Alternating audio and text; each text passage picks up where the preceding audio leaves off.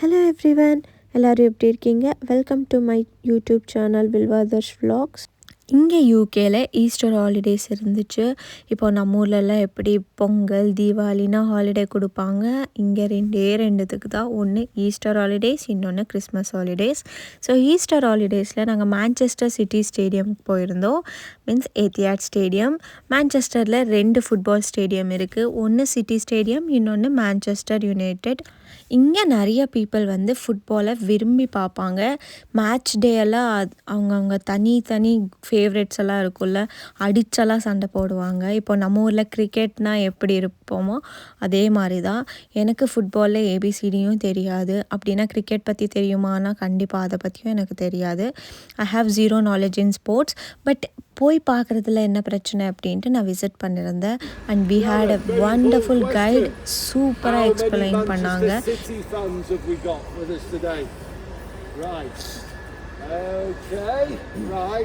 ஃபஸ்ட்டே கேட்டுக்கிட்டாங்க யாரெல்லாம் சிட்டி ஃபேன்ஸு, யாரெல்லாம் யுனைடெட் ஃபேன்ஸு, இதில் யாரெல்லாம் லிவர்பூல் ஃபேன்ஸு எல்லாமே கேட்டுட்டு இருந்தாங்க. ரொம்ப சூப்பராக எக்ஸ்பிளைன் பண்ணாங்க. எப்போ இந்த ஸ்டேடியம் ஸ்டார்ட் ஆச்சு, ஸ்டார்ட் ஆகும்போது எப்படி இருந்துச்சு, இப்போ எப்படி இருக்குது, அண்ட் எவ்வளோ மேட்சஸ் அந்த ஸ்டேடியமில் நடந்திருக்கு, மேட்ச் டே எப்படி இருக்கும், கான்ஃபரன்ஸ் இருந்தால் எப்படி இருக்கும், ட்ரைனிங் எப்படி தருவாங்க, ட்ரெயினர்ஸ்க்கு யாரெல்லாம் எலிஜிபிள் எல்லாமே சொல்லிட்டு இருந்தாங்க. நிறைய இன்ஃபர்மேஷன் அங்கே இருந்த கிட்ஸுக்கு ரொம்ப யூஸ்ஃபுல்லாக இருந்தது. அண்ட் ஃபுட்பாலில் ரொம்ப விரும்பி பார்க்குறவங்களுக்கும் ரொம்ப யூஸ்ஃபுல்லாக இருந்துச்சு. நான் ஃபஸ்ட்டு டைம் ஃபுட்பால் பற்றி கேள்விப்பட்டது வந்து என்னோடய ஆஃபீஸில் தான்.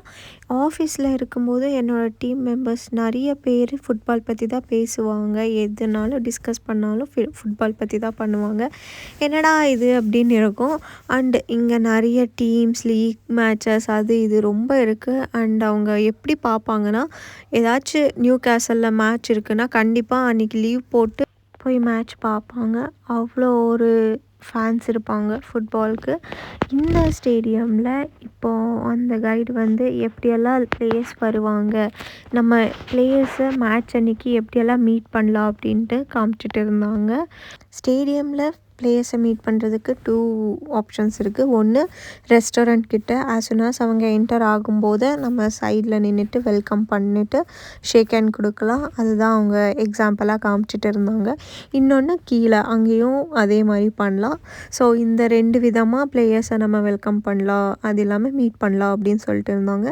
நெக்ஸ்ட்டு பிளேயர்ஸ் வந்தாங்கன்னா வார்ம் அப் பண்ணுறதுக்கு ஒரு ஜிம்மே செட்டப் பண்ணியிருக்காங்க. ஸோ அதில் என்னெல்லாம் இருக்குது, யாரெல்லாம் எப்படியெல்லாம் பண்ணுவாங்க அப்படின்னு ஃபுல் அண்ட் ஃபுல் எக்ஸ்பிளைன் பண்ணியிருந்தாங்க.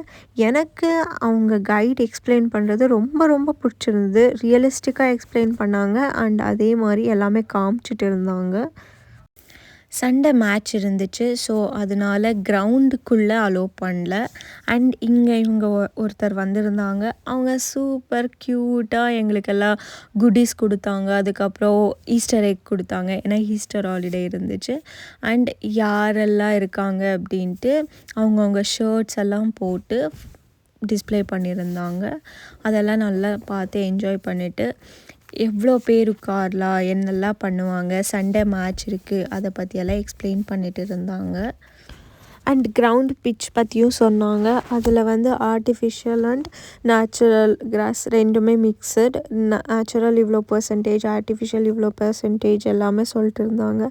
ஏன்னா நீங்கள் யாராச்சும் ஃபுட்பால் கிரவுண்டுக்கு போயிருந்தீங்கன்னா உங்களுக்கு தெரியும் அது ஃபுல் அண்ட் ஃபுல் நேச்சுரலாக இல்லை ஆர்டிஃபிஷியலான்ட்டு. ஸோ ரெண்டுத்துலேயும் மிக்ஸ் பண்ணி தான் அது பண்ணியிருக்காங்க அப்படின்லாம் நீட்டாக எக்ஸ்பிளைன் பண்ணிட்டு இருந்தாங்க. லேட்டர் மேட்ச் முடிஞ்சதுக்கப்புறம் ப்ரெஸ் மீட் இருக்கும்ல, ஸோ அதில் என்னெல்லாம் கொஷின்ஸ் கேட்பாங்க அப்படின்னு டெமோ காட்டிகிட்டு இருந்தாங்க. அண்ட் 200 கெப்பாசிட்டி பீப்புள் உள்ள பெரிய ஹால் இருக்குது அப்படின்னு காமிச்சாங்க. எண்டில் வந்து நம்மளோட ஸ்டேடியம் டூர் முடிஞ்சிடுச்சு. அவங்க தேங்க்ஸ் கிவிங் சொல்லிவிட்டு நான் ரொம்ப என்ஜாய் பண்ணேன்னெல்லாம் சொல்லிவிட்டு நாங்கள் கிளம்பிட்டோம் அங்கேருந்து. நெக்ஸ்ட்டு ஸ்டேடியம்லேயே ஒரு ஷாப் இருக்குது. அங்கே நாங்கள் சும்மா விசிட் பண்ணியிருந்தோம், என்னெல்லாம் இருக்குது அப்படின்னு பார்க்கலான்ட்டு. எல்லாமே காஸ்ட்லியாக தான் இருந்துச்சு. பட் நிறைய ஆப்ஷன்ஸ், வெரைட்டிஸ்லாம் வச்சுருந்தாங்க. எனக்கு இந்த ஃபுட்பால் ஸ்டேடியம் டூர் ரொம்ப பிடிச்சிருந்தது. Everyday we learn something new. நீங்களும் என்ன மாதிரி ஏதாச்சும் புது இடத்துக்கு போய் நல்ல எக்ஸ்பீரியன்ஸ் பண்ணியிருந்தீங்கன்னா கமெண்ட்டில் சொல்லுங்கள், நானும் தெரிஞ்சுக்கிறேன். அண்ட் உங்களுக்கு வேறு ஏதாச்சும் கொஷின்ஸ் இருந்தால் இல்லை யூகே பற்றி ஏதாச்சும் கொஷின்ஸ் இருந்தால் கேளுங்க. நான் ஆன்சர் பண்ணுறதுக்கு ட்ரை பண்ணுறேன். வீடியோ பிடிச்சிருந்தா லைக் பண்ணுங்கள், ஷேர் பண்ணுங்கள், சப்ஸ்கிரைப் பண்ணுங்கள். தேங்க்ஸ் ஃபார் வாட்சிங்.